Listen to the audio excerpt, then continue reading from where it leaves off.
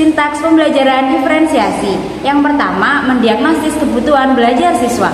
Guru mengidentifikasi tingkat kesiapan, minat siswa, profil belajar. Tujuannya untuk mengetahui kebutuhan belajar masing-masing siswa.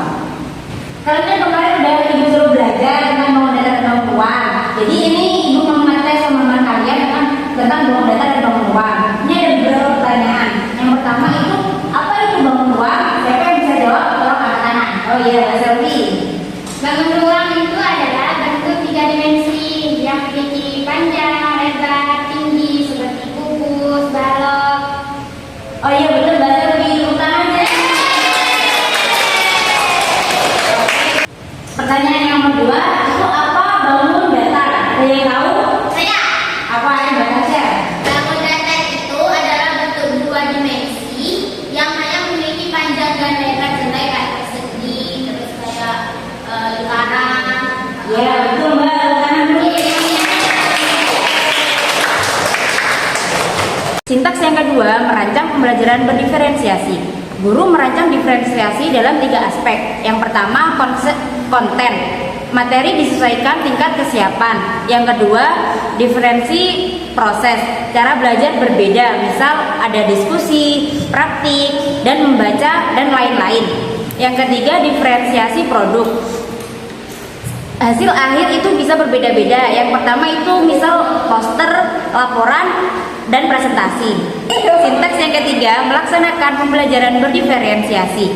Guru menjalankan pembelajaran sesuai hasil diagnosis. Kalian boleh belajar dengan cara yang paling membantu kalian. Di sini ibu ada data yang belajarnya itu visual, auditori, sama kinestetik. Yang visual itu pertama ada Ria, Vidya, sama Ilma. Yang auditori ada Sasa sama Tasya. Yang kinestetik itu ada Selvi, Indi, sama Vira. Sintaks yang keempat yaitu adalah evaluasi dan juga refleksi. Jadi guru itu nanti menilai hasil belajar dengan format yang beragam dan penilaiannya itu juga disesuaikan dengan kemampuan dan karakternya peserta didik. Dan refleksi itu digunakan untuk memperbaiki layanan pembelajaran. Seperti itu. Sekarang saya tunjukkan ke ibu ya teman-teman kalian sesuai dengan kelompok yang tadi dibagi ya. Ya. Ayo coba ibu lihat yang visual ini. Ini Bu, soalnya apa saja contoh bangun ruang? Contohnya bola, terus Kotak pensil, Ya. terus yang terakhir celengan. Oke, pinter. Sekarang ibu mau lihat yang kinestetik gimana? ini Bu, di bangun datar itu ada trapesium bentuknya kayak gini, terus ada persegi panjang. Ada kubus, ada balok. Itu di bangun ruang. Juga di bangun datar ada segitiga. Ya.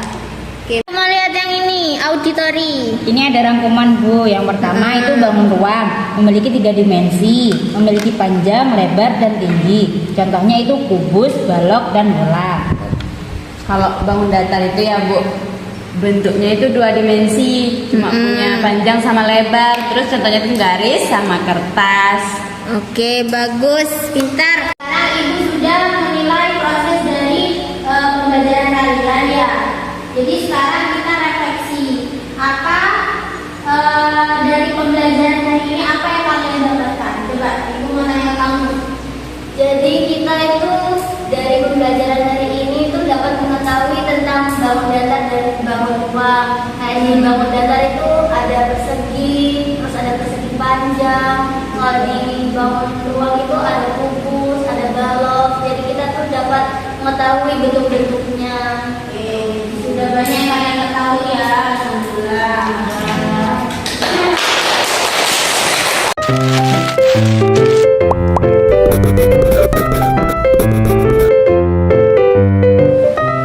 Sintaks yang pertama dari pembelajaran inklusif itu adalah identifikasi awal peserta didik. Jadi guru itu nanti mengidentifikasi peserta didik yang memiliki hambatan seperti fisiknya atau intelektualnya, terus sosial emosionalnya dan lain-lain.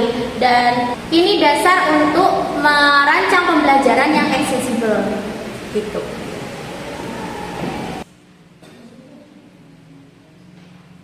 Oke, sekarang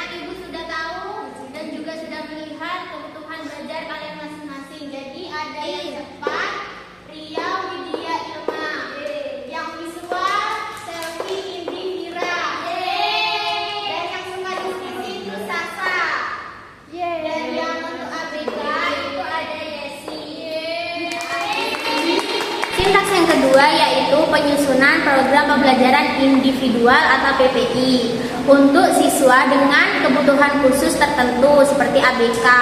Jadi guru itu nanti menyusun program individual. Yang pertama tujuan belajarnya, terus metode, setelah itu fasilitas pendukung dan yang terakhir. Untuk siswa yang ABK ya, untuk kamu, Ibu sudah berikan PPI sederhana. Jadi tujuannya itu sama, tapi langkah belajarnya itu dibuat lebih mudah dan juga lebih jelas. Iya, Bu.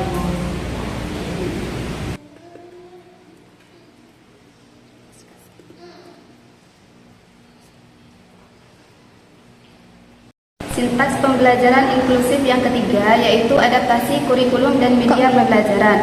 Guru dapat melakukan adaptasi pada materi yang disederhanakan atau dimodifikasi. Yang kedua, cara penyampaian yaitu antaranya visual, audio, dan konkret. Yang ketiga yaitu media pembelajaran. Yang keempat yaitu instruksi dan waktu pengerjaan. Baik anak-anak, sekarang kalian bisa melihat video yang ditampilkan. Kalian bisa mendengarkan dan simak baik-baik ya.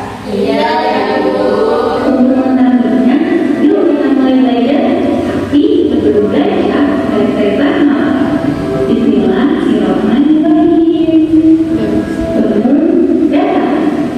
Bangun data adalah sebuah ilmu yang lama dan memiliki ruang. Bangun data memiliki berbagai bentuk. Ada lingkaran, segitiga, Sampai ini. persegi panjang, dan persegi. Selanjutnya, sintaks pembelajaran inklusif yang keempat yaitu pelaksanaan pembelajaran kolaboratif. Guru dapat mengajar dengan melibatkan pendamping, teman sebaya, kelompok belajar heterogen, dan terfokus pada semua siswa agar dapat berpartisipasi. Nah, di sini itu ada persegi. Di persegi itu bentuknya seperti ini, dan persegi panjang itu bentuknya seperti ini. Dan di sini juga ada segitiga. Dan di sini juga ada lingkaran. Pembelajaran inklusif yang kelima yaitu penilaian akomodatif.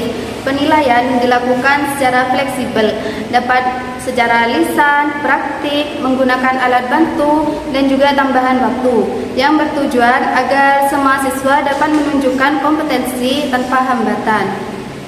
Nah, di sini itu ada trapesium, segitiga, terus ada persegi, persegi panjang, kubus, dan balok.